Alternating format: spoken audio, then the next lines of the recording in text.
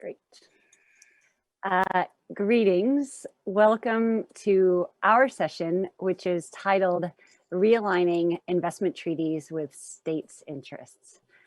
Thank you very much to the organizers of the ACIL annual meeting for putting together such a thoughtful and engaging program, and to the organizers of this session, Simone Badifort and Lisa Sachs, for conceptualizing it and letting me have the opportunity to moderate it. So my name is Lisa Johnson. I'm with the Columbia Center on Sustainable Investment, and I will be hopefully facilitating the discussion over the next hour.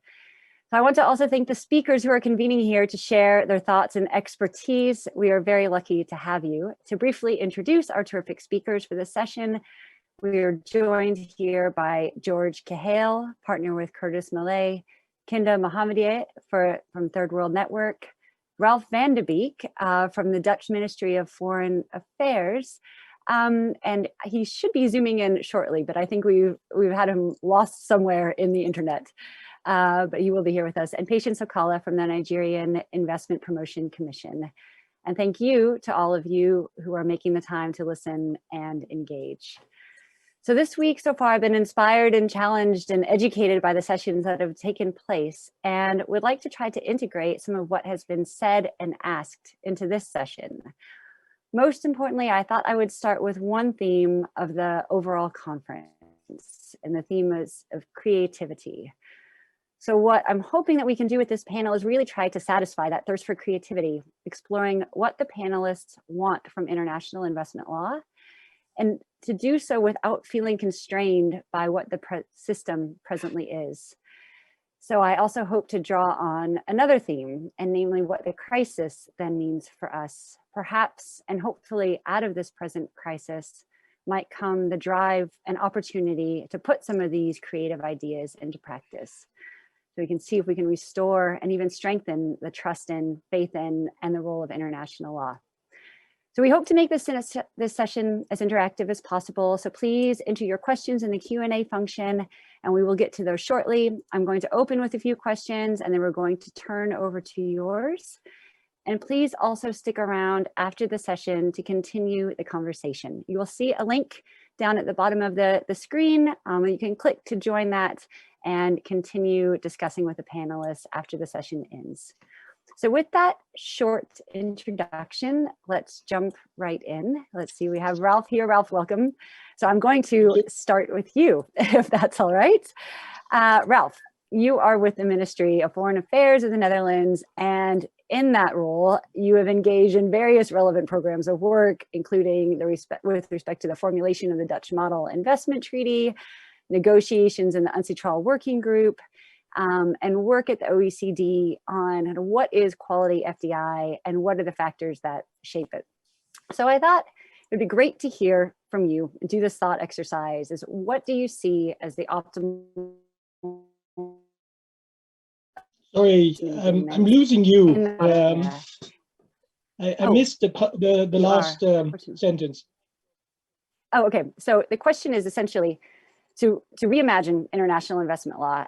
Think about what you would ask of it. What role do you want it to play? And try not to feel constrained by what we presently have in the system.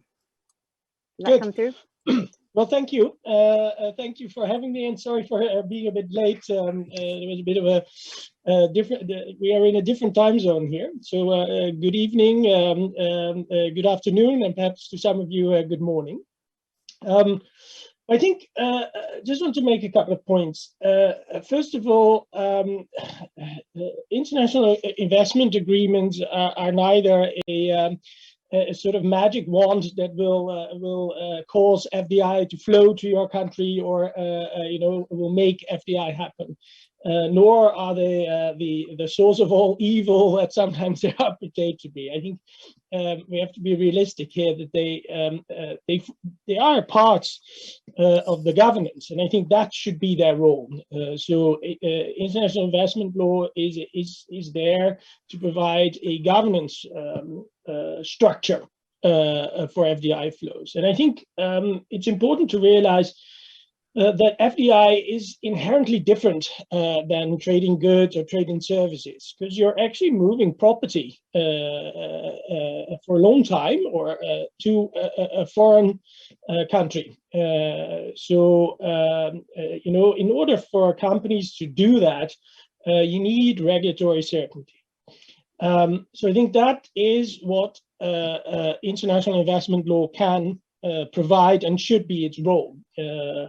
And we have to look at it very holistically. You mentioned the work on FDI qualities that is going on, which would provide domestic policymakers with the proper toolkits to determine the trade-offs and the impacts of FDI. Because I think it's very important to realize that FDI in itself is not inherently good or bad. The impact depends very much on a variety of factors and the surroundings. So if you are to have FDI impact on the SDGs, the way in which FDI will impact on SDGs varies from country to country, and it varies through circumstances. So for me, these international investment agreements, they are a tool to provide a governance structure and to provide basic reassurances that your investment will be treated in accordance with the principles of good governance, that there's no discriminatory treatment nor arbitrary decision making. And that is its role. So if I were to reimagine the entire landscape, I would obviously have one multilateral investment agreement. You know, in an ideal situation, you'd have one set of rules, sort of basic rules, and one agreement that sort of sets the stage. And then within that, you could have varieties depending on jurisdictions, etc. That is obviously not where we are, and realistically, I don't think that we will go there. So the basic is, and if you look at the current stock, this is what most investment agreements provide. It's just basic rules of non-discrimination and fair treatment for investors, and then the basic tenet is that these rights can be enforced. You know, there's dispute settlement. Now, you ask me where I would change a couple of things, or I would realign them nowadays. I mean, obviously, we have worked very hard on our new model law and included a couple of things. I think that the main areas that you would need action on are have more clarity on indirect expropriation. That is, of course, the huge sort of debate. Where does that really infringe the right to regulate, and where is that? But doing away with it, so basically saying that indirect expropriation is never a cause for action, provides governments with a huge sort of leeway to come up with any kind of measures and apply those measures in a discriminate way, so as to factually act arbitrarily. But I think, you know, making very clear that simply regulating and a measure, if applied non-discriminatorily, even if it impinges on your profitability or in your investment, that in itself does not amount to indirect expropriation as we see it. And the EU and our model law have made that very explicit. So that's one area. The other area is, of course, the FET discussion. What is fair and equitable treatment? From a government perspective, some arbitral tribunals have gone a bit too far, I would say. So, but I think also for businesses, you want both businesses and governments want as much clarity and you know, that things won't happen unexpectedly. So those are the things we need to work on. And then the whole strand is, of course, the more structural reform in the sense of how investment dispute settlement works, which is the procedural aspects. You know, there are a couple of issues there that I would certainly think should be improved, which is the double hatting of arbitrators. We all know those things, transparency issues, etc. So these are the things we have to tackle. We are tackling, obviously. I mean, their process is going out. We'll come to that, I think. But from my perspective, if you look at the amount of investment that is needed to achieve the SDGs, we need a very holistic approach. We need good impact projects. That is the main thing. There's lots of money lying around. There's lots of FDI, but you actually need the projects to have. Then you have to have the proper local governance and investment facilitation, and then international investment law and international investment agreements, from my perspective, play a part in the governance structure so that we have non-discrimination and that we have a very clear set of rules on which investments are sort of dealt with. So I'll leave it with that, and then obviously happy to come back. Great, thanks so much, Ralph. And I think that there's a lot in there that we will pick up on in further discussions among the panelists in the audience. But right now, why don't I turn to Patience, your Deputy Director and Legal Advisor with the Nigerian Investment Promotion Commission. And in your work, you think about what type of investment Nigeria wants to attract and how best to do that. And on this theme of creativity, I just wanted to also flag that many look to the agreement that you concluded with Morocco as an example of some of that creativity and some new thinking on investment agreements, how to ensure that they seek not only to support investment, but also to try and promote the types of outcomes that you want to see from that investment.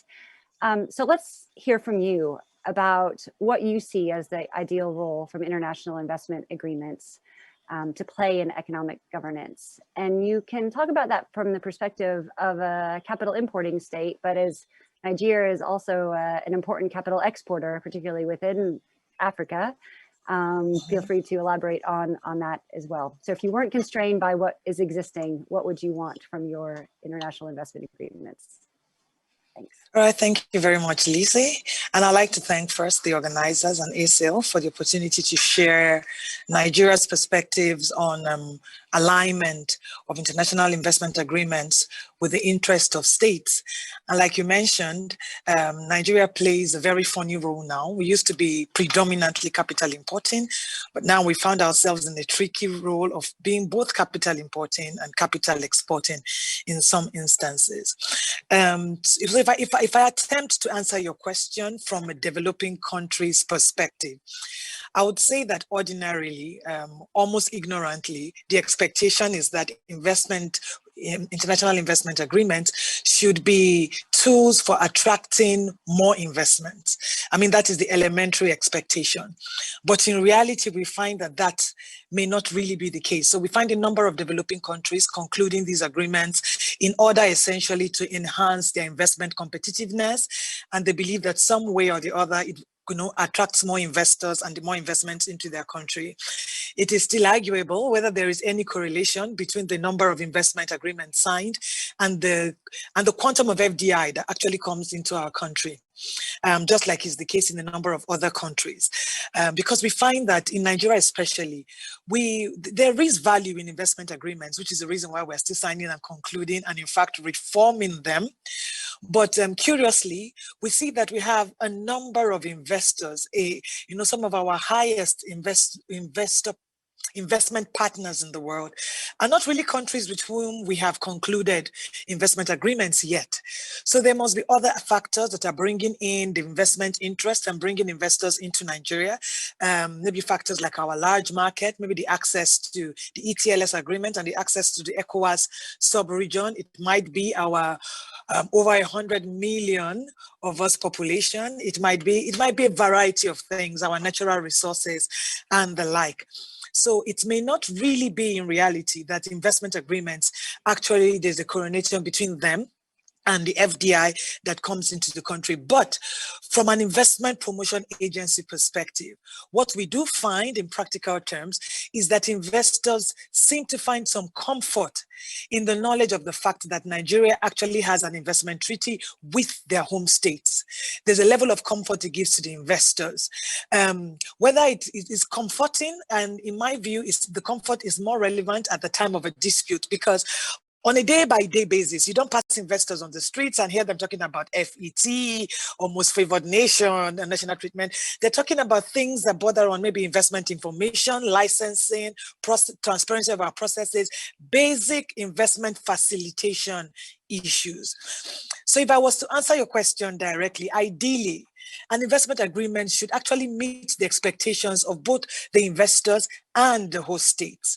What we have found experientially is that they are more tilted to meeting the profit expectations of investors without a lot of recourse to the developmental objectives of the host states. And if I will use some of the experiences of Nigeria, we find that is a bit worrisome that in our areas, in our country where we have our greatest resource and our greatest investment activities and investment presence, where we have the oil, is where we have almost arguably our greatest poverty as well.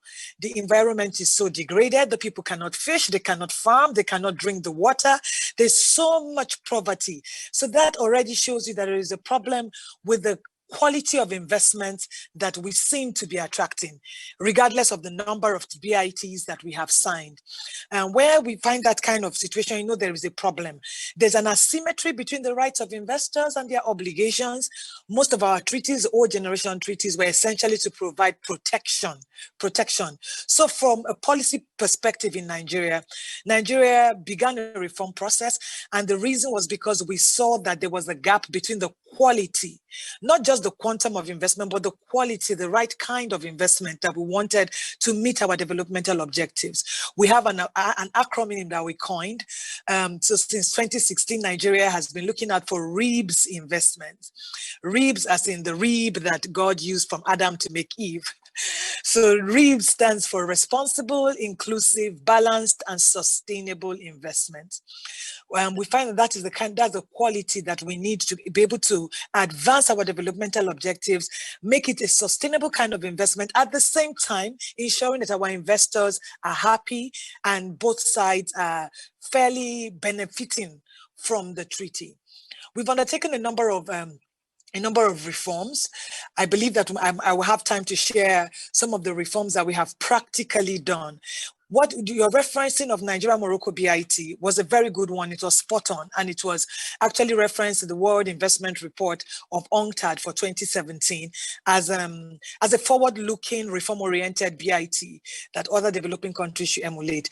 It encapsulates like almost 90% of what Nigeria's model BIT really looks like.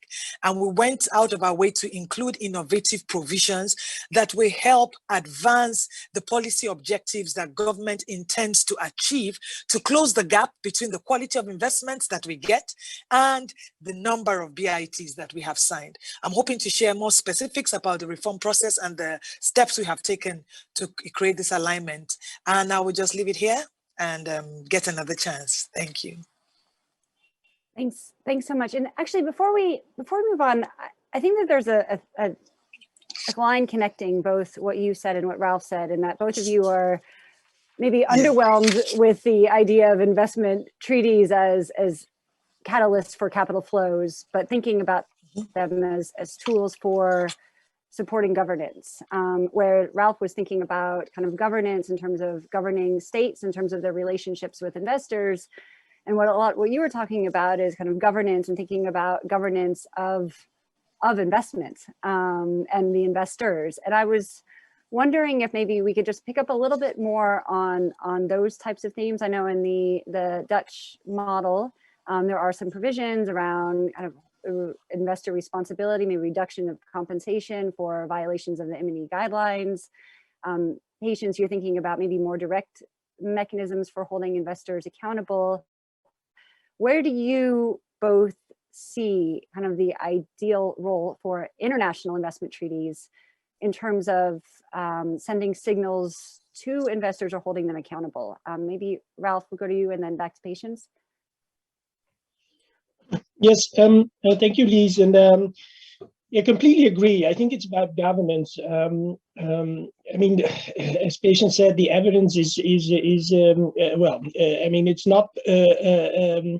It's not substantial. You know, there are different researches with different outcomes, so it's not overwhelming. But governance really the issue. I think that from our perspective, I mean, we have, as you said, introduced specific clauses on responsible business conduct, and also made a clause there that it is an investor's behavior should be part of discussion on the amount of compensation. The real issue is, of course, do you want responsible business conduct to be a threshold for access? You know, make it a prerequisite to fall under the provisions of a treaty. And from our perspective, we very much looked into that possibility because it sounded very appealing, you know. And the problem is that most of these rules and these guidelines, they're guidelines, they're very vague, you know, due diligence commensurate with the size of the investment. What does that entail in a practical case?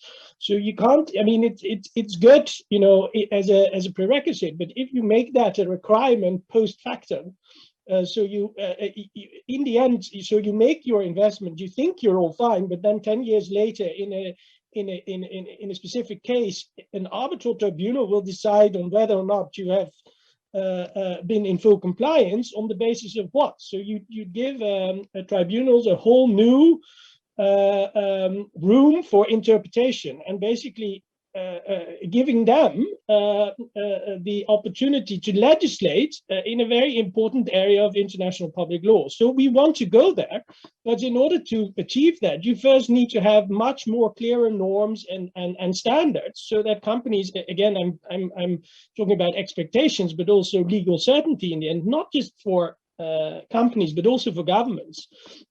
So what we've tried to do is make our treaties a bit future-proof in that sense, so that any new developments in that area, if we come up with legislation in our own country on responsible business conduct, that would automatically apply to investors that have their home in the Netherlands, even abroad. But you need very clear rules and standards that have not been developed yet. So you know, it's something that where we need to go, but it's a bit far off right now. Great, thanks for that. And Patience, do you want to come in on that? Yes, I will. So for us, we've also included some specific provisions on responsible business conduct for investors, you know, essentially to balance out the obligations for both parties, so that the obligations are not unfairly tilted on only one party, you know. And you were asking how IIAs can hold investors accountable per se. I agree that a number of the provisions that we have inserted, first of all, they speak to what we consider to be priorities. They are innovative in the BIT, but some of them reference global standards that investors are supposed to be bound by anyway. So we're looking at standards in relation to labor, in relation to environment, in relation to health and safety. A number of them, like I said, are referencing global standards.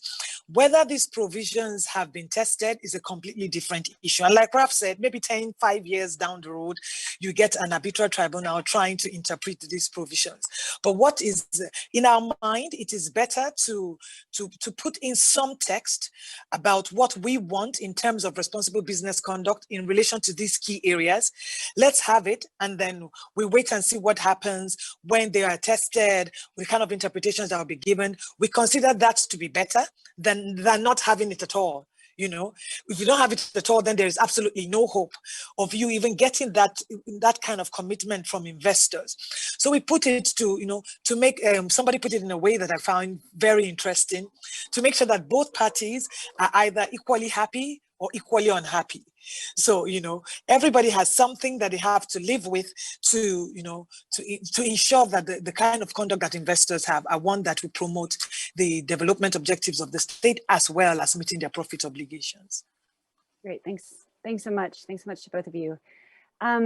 Kinda, I'm going to bring you into the conversation now. So you are kind of one of the few people with background in economics and law, so work across the fields that I think are really relevant for this area of law and policy.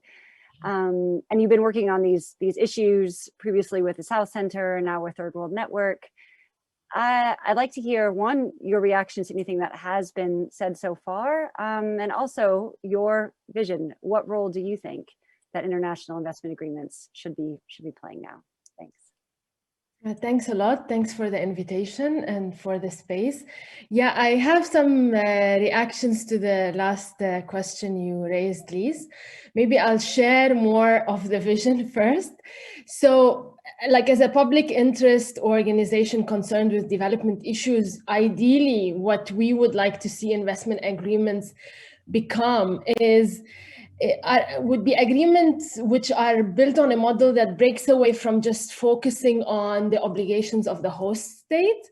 It would be more designed for cooperation among or between the home and the host states in order to incentivize and direct investments towards the current challenges that we face as an international community and also as individual countries. So challenges of developmental nature, but also challenges in terms of transforming away from models of investment that are problematic in terms of destruction of our ecosystem and also in terms of responding to climate change. So we see the ideal investment treaties would be tools of international or multilateral cooperation that would complement roles of domestic laws, like national laws and domestic institutions. And this would be a model that would incentivize better conduct by everyone, so like the states and the investors, instead of only like hinging on the adversarial mechanism of ISDS, which is raised against the state and which is often undermining development and regulatory roles of the state in many instances. So these agreements would encompass a proper recognition of the rights of the host communities and other stakeholders impacted by investment, and would enhance the means of cooperation between the home and the host states to hold investors which are in violation to account, but also to ensure the access to remedy and justice by the victims. So I'm really interested in the model of the Nigeria and the Morocco agreement, particularly in the ways as well they started addressing these issues, including through the sections on the human rights issues and the labor issues, but also the section on investor liability, which provides that the investors shall be subject to civil action in their home state for activities that would cause certain injuries or damages in the host state. That's a very interesting approach and could be further developed hopefully in the future. So basically, from our perspective, in order to effectively move towards treaties that are cognizant of the developmental and the regulatory role of the state, we need to move away from just trying to correct the old style agreements, which are problematic, through injecting clarifications or exceptions in a model which is built on a presumption that the main objective is to protect the private interest. I think that would be an imbalanced approach to continue with. We really need to be much more holistic in our review of what kind of treaties we want, and the kind of and to kind of start from the basics. So we cannot move along with rules that treat all investors, for example, in the same way, irrespective of their impact on the host economy and the developmental considerations of the host economy. So this would be a basic issue to start with. The other is we cannot continue with rules that could impinge on the policy interventions of the state and the regulatory interventions that it needs to contain adversarial impacts that could potentially arise from FDI, such as, for example, impacts on balance of payments or capital accumulation or industrial development, etc. We need to address those issues. And all of this cannot be dealt only by adding language pertaining to the right to regulate or clarifications or language related to sustainable development.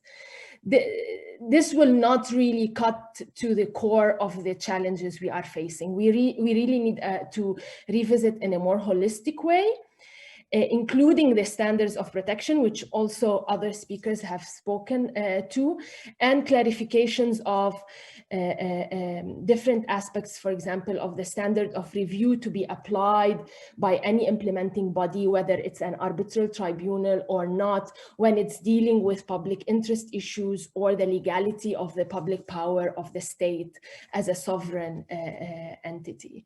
So these are basically the core kind of lines of where we would like to see ideally investment treaties moving toward.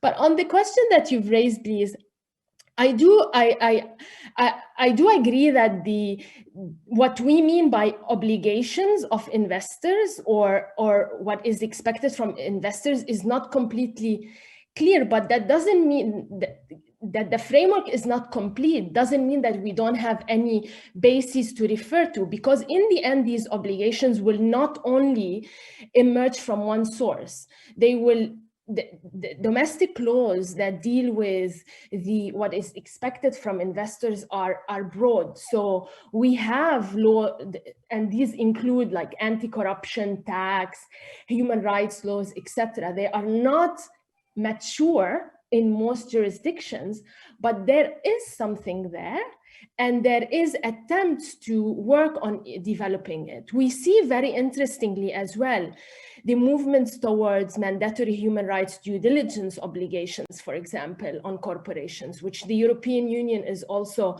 at the front of this process.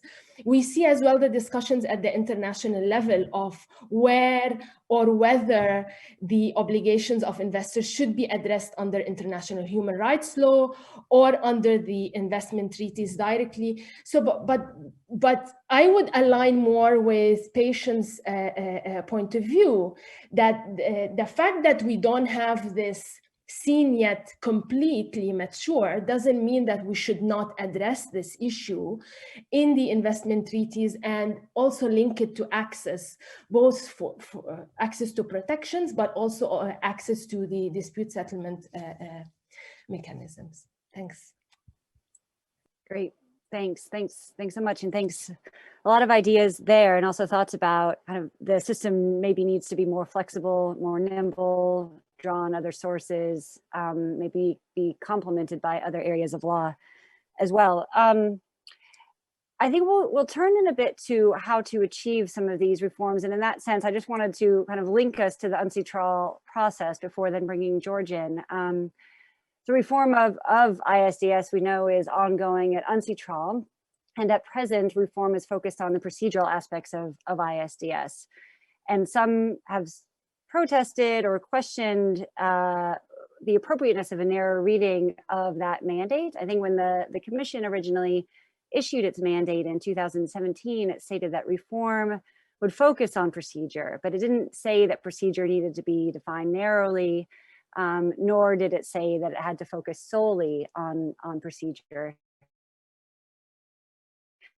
I think there's room, I would argue, for a flexible reading of this mandate that might also enable the working group to address issues that sit on this, often fuzzy border between procedure and substance. So we'll assume that kind of reform is focused on reform of ISDS through the creation of a court or appellate mechanism or other adjustments to dispute settlement.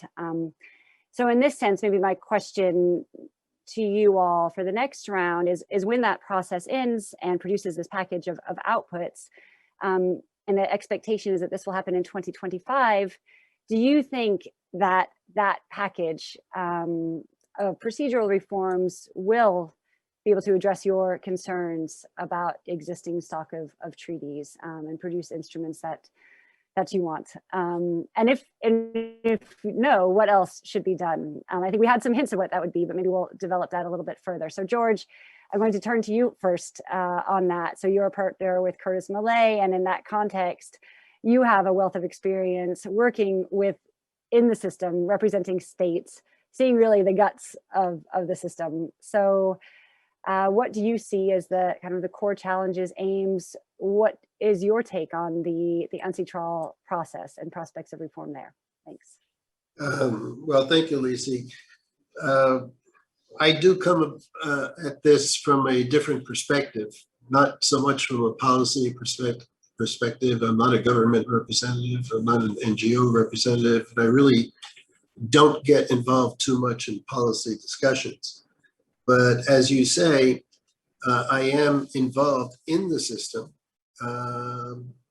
actually litigating these cases. So I see them up close, and I see the development of the law. I see the problems that all of the speakers have been discussing, and I have to say, I agree with all of it. I think everybody has made valid points in terms of what might be improved and where we need to go with the system.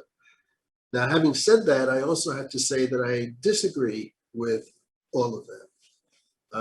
And the reason is that I'm afraid I do not see, although Kinda kind of hinted at this, I do not see fixing the system the way it is right now. I don't think it's repairable, let's say. I think the number one challenge that we all face, in fact, is how to turn back the clock and how to undo the system of 3,000 investment treaties. That was a huge mistake in its creation. We all know that there was very little, if any, thought put into the creation of the system by the states themselves. And I think we all have a sense, I certainly have it from being inside the system, that it has spun out of control. And in fact, it has become very dangerous. You know, it's one thing to have, when you talk about the development of the law, there is no development of law. This is not a system which does not have legal infrastructure, is not a system to develop the law. Now, that's not necessarily the worst thing when you're talking about relatively minor disputes and disputes of a few $1 million. And I don't want to diminish the importance of a few $1 million, but the fact is that right now, billion-dollar disputes are commonplace.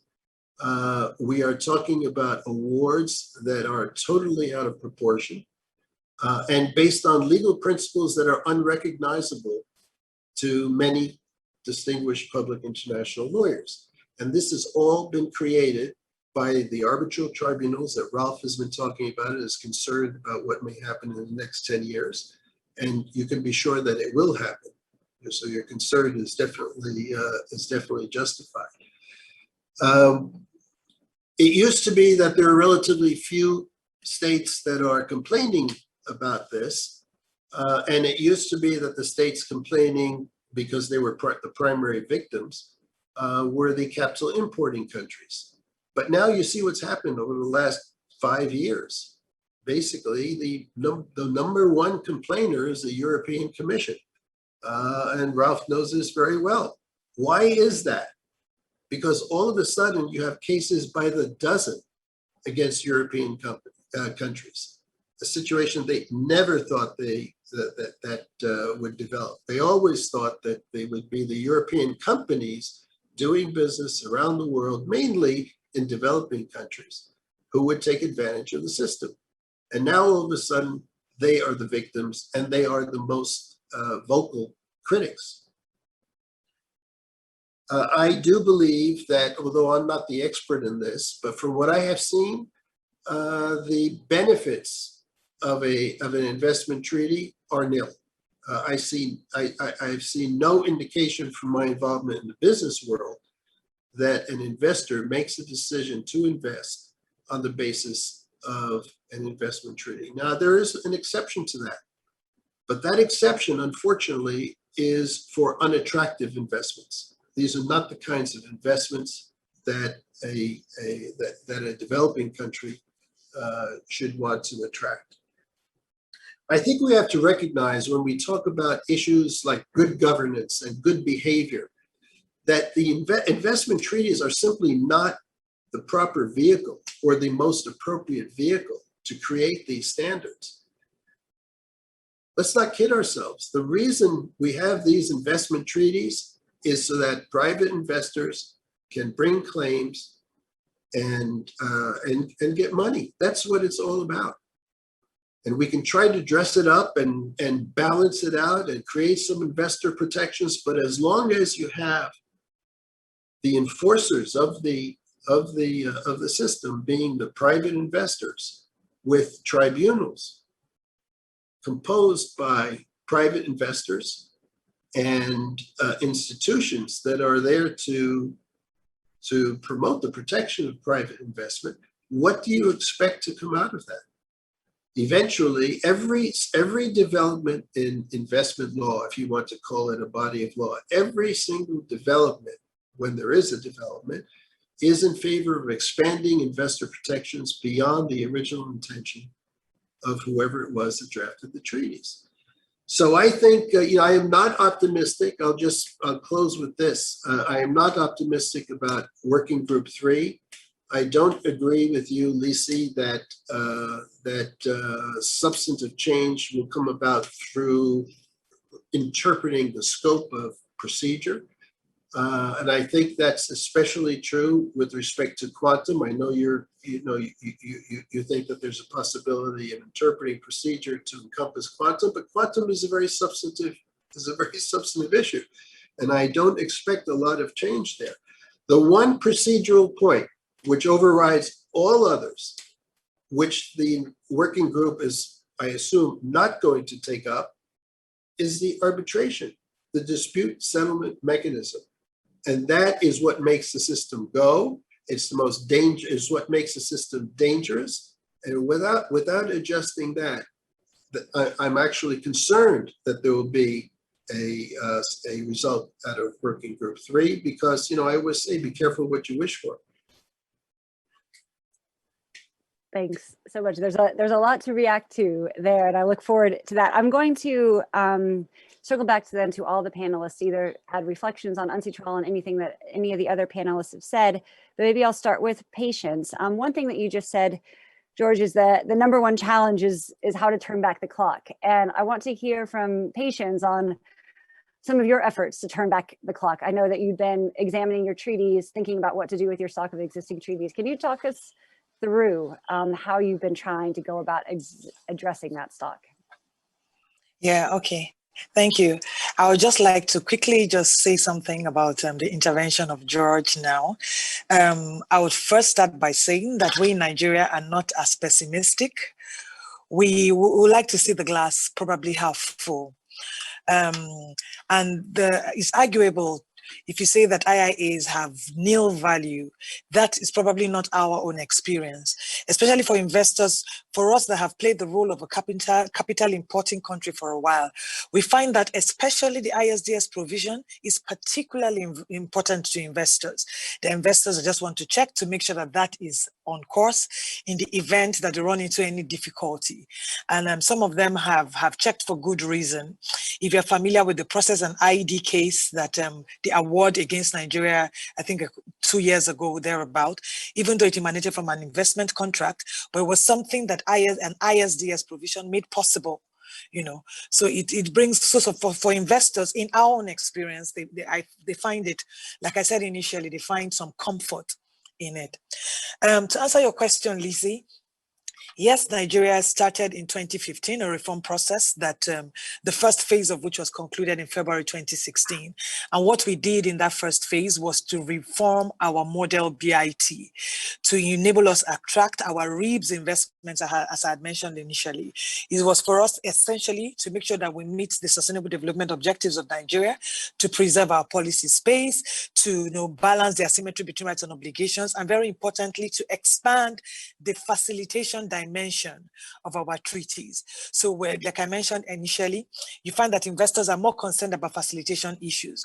We also included a joint implementation committee, which is a facilitation mechanism to help with monitoring the implementation of the treaty, first off, and also to share, information about strategic investment projects and to de-escalate disputes.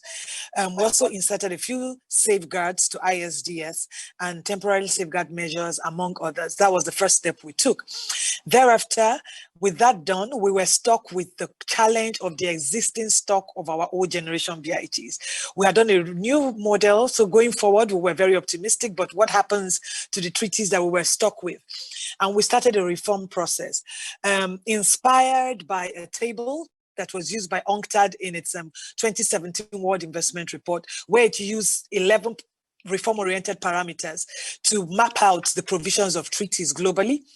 We extended that to include not only reform-oriented provisions, but some critical provisions, which in our view should form part of a treaty. And we mapped out 21 of Nigeria's 29 BITs at the time. And as soon as we mapped it out and put it in a table, just a pictorial view, and it was obvious to us why the number of treaties we had signed did not meet the quality of what we wanted on ground. You could see so many gaps in those BITs. And after we had done that work, we did a more nuanced work on a country-by-country basis of the quality of the treaties and what the treaties said, and then made recommendations as to the next steps. Do we amend? Do we renegotiate? Or do we terminate? Since then, we have engaged treaty partners privately, a number of them to renegotiate the treaties. We're in the process of 3 renegotiations, not just only of the treaties that were already in force, but treaties that had been concluded before the policy of government changed in relation to our treaties. And we thought that like the investment facilitation provisions of our treaties, we found that they were absolutely essential. When investors, like as an investment promotion agency, we find that investors come to us rather than, when an investor has a problem, the first thing they're thinking about is not to activate the ISDS provision, is to look for somebody in government that can help address their issues with some other agencies of government. So the investment promotion agency plays that role. In terms of the work that the work going on in UNCITRAL Working Group 3 or even the ICSID rules amendment process, we consider all of them to be beneficial. The reforms at that multilateral level, in our view, we have more far-reaching effects globally than what 2 countries, or go by country to country. But to have a more far-reaching effect, but we feel that waiting for that work is going to take as long as it is going to take. Whether it's 2025, whether it's 2027, no one knows. But between now and then, what is the next best thing that can happen? In our view, is bilateral reform. Is reform at the national level, get your model in order, and then begin to engage your treaty partners bit by bit. So you find a way of fixing a number of those processes. The UNCITRAL Working Group 3 is essentially procedure, but some of the issues leading up to the procedural challenges emanate from the text of our BITs. So we need to get the text right, and then, as well as the procedures. Those are my thoughts on those issues, and that's the work that Nigeria has been doing. We're still working on it. The third phase will entail an alignment of our national investment law with the reforms that we have made in our BITs, and where that's also the work has started in process. We're looking at key investment promotion, investment protection, and investment facilitation provisions and ISDS provisions of our investment law to align, so there's coherence at all levels of our investment regime. Thanks so much for that overview, Patience. Ralph, do you want to come in on the discussion of UNCITRAL, any of the other points that have been made? Yes, thank you. First of all, I agree with Patience. Also, with regard to George's remarks, I'm not as pessimistic as he is. I think from our perspective, there are problems with the system, but it doesn't necessarily mean that the system itself is the problem. No, there are problems within the system that we need to fix. That is a long-term effort, and obviously a rebalancing is needed. That's what we're working on. within UNCITRAL, I agree, Lise, that probably the mandate could be interpreted a bit more broader, but as someone who has worked within the UN, I also know that in the end, if a group of countries doesn't want that mandate to be broader, then it will not be interpreted broader than it will be. It's just not the way it works in the UN system. And there's obviously those that want to keep it as small as possible. So yes, it's on procedural, but as Patience said, that has impacts on the material aspects of investment law as well. No, it's not completely segregated from each other. They impact on both. So I agree with Patience that we need to work on this multilateral reform.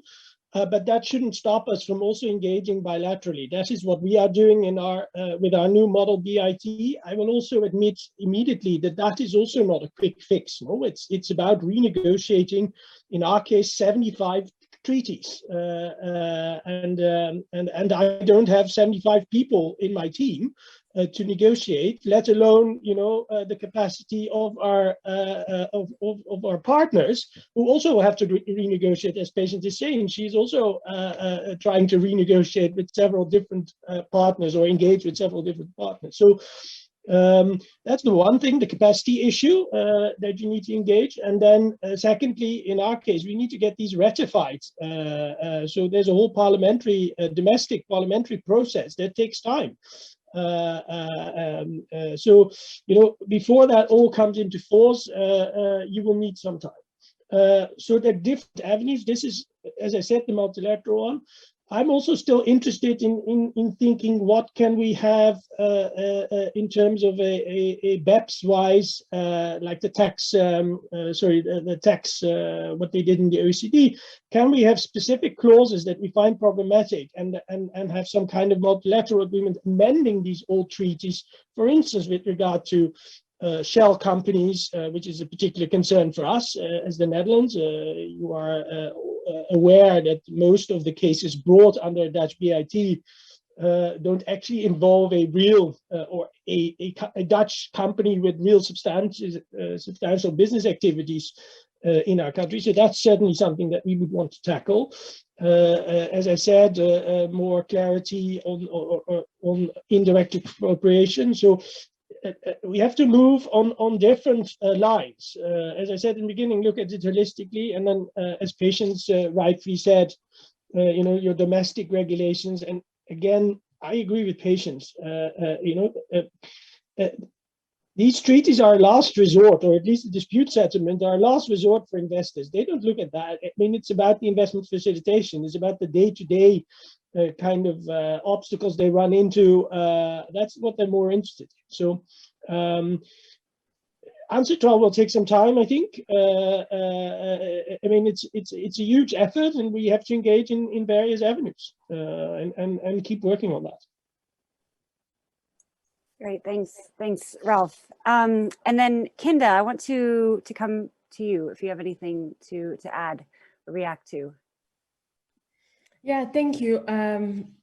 For me, I would like to emphasize the point of the importance of dealing with the existing bulk of treaties, because clearly there's no serious reform of the system with these old-style treaties lingering on the side of treaties that are trying to provide a new vision and a new impetus for what kind of role we see for foreign direct investment in the world today.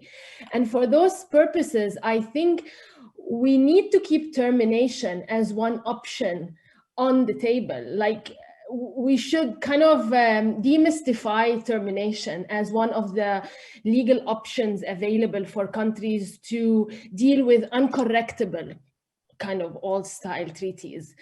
And so far we are in a place where the legal and the technical issues involved with processes of withdrawal and termination have become more familiar, as a result of the experiences of several developing countries doing this, and also the experience of the European Union with the agreement on termination of intra-EU bids, which came into force last year. I think these are experiences which allow as well countries to consider how this legal option could serve them in dealing with this humongous burden of uncorrectable, problematic old-style treaties, and potentially consider maybe the idea of collectively maybe terminate certain of the or have like a multilateral instrument for to deal with termination, as I think CCSI and Luis was considering at a certain point. I would think that this is an important element to keep on the table. In regards to UNCITRAL, yes, for sure, Liz, what you have addressed as the critiques for the kind of the restricted or narrow interpretation and overemphasis on certain procedural reforms has been clearly, you know, accompanying the process since the beginning, the process at UNCITRAL. And this has meant that some of the crucial issues from our point of view as public interest organizations, crucial issues in correcting the ISDS system, for example, issues pertaining to the relation of obligations of investors to access to the mechanism of dispute settlement, or the rights of third parties impacted by the investment and the disputes, or the question of whether ISDS should remain a system which is exclusive for the investor and not and how it could be opened up for states and third parties. All of these issues which encompass clearly a very entangled procedural and substantive discussion are off the table now, and we think this is unfortunate. But besides that, if we look more broadly at the process thus far, we see that how the deliberations have been evolving, how they have been structured and approached thus far, led us to an overemphasis on dealing with certain changes in the system which would re-legitimize arbitration as the means to deal with investment disputes, while it marginalized the other anchor of the discussion, which initially was encompassed of the idea or was part of the idea of reform, and that is the alternatives to arbitration. So the whole role of domestic courts, the whole role of state-to-state-led mechanisms, these were part of the discussion of the Commission when it elaborated the mandate, but we don't see them effectively being discussed now, or like discussed in a serious way in the working group. And the last point I want to say, I would like to engage with the idea that is emerging in the working group of having a multilateral instrument as a delivery mechanism for the reforms, which would provide kind of like a menu of options that states would be able to select from according to their preferences.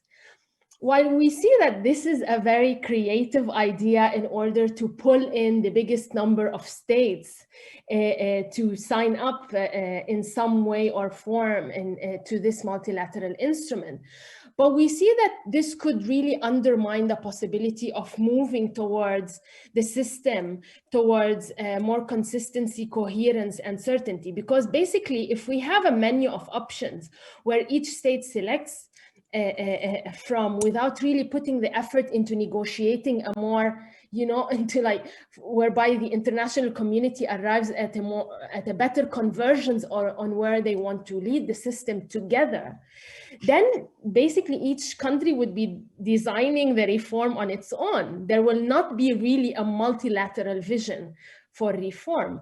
And this might end up deepening or entrenching a lot of the current challenges of ISDS. It would lead to more treaty shopping. It would lead to more fragmentation of the system. And it would really not address the crucial, like, systemic problems that we currently face with ISDS. So, like, more thinking on this way forward needs to be undertaken, we think. Thanks.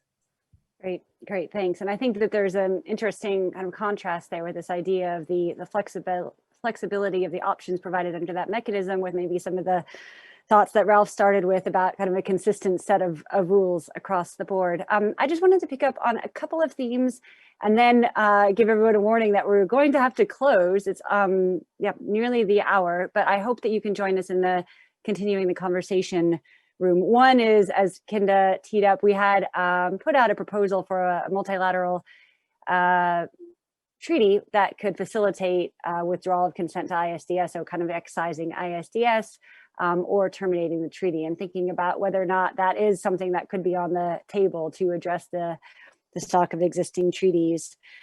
But a point that I wanted to pick up on is this idea of the value of the investment protection to investors. And you know, if somebody said to me, I will give you a political risk insurance policy that has coverage you wouldn't be able to get on the market at no cost to you, I would say, yeah, I value that. That's wonderful. But I think one question to ask is, what cost does that come at for the state? And so when you think and you reference the PNID award and the cost that represents, and how do you grapple with that internally? What are the internal discussions? You maybe not be able to talk about that, but how do you balance that cost with the value as investors assign? So with that, maybe we'll see you all over in the other room. Thank you very much for joining.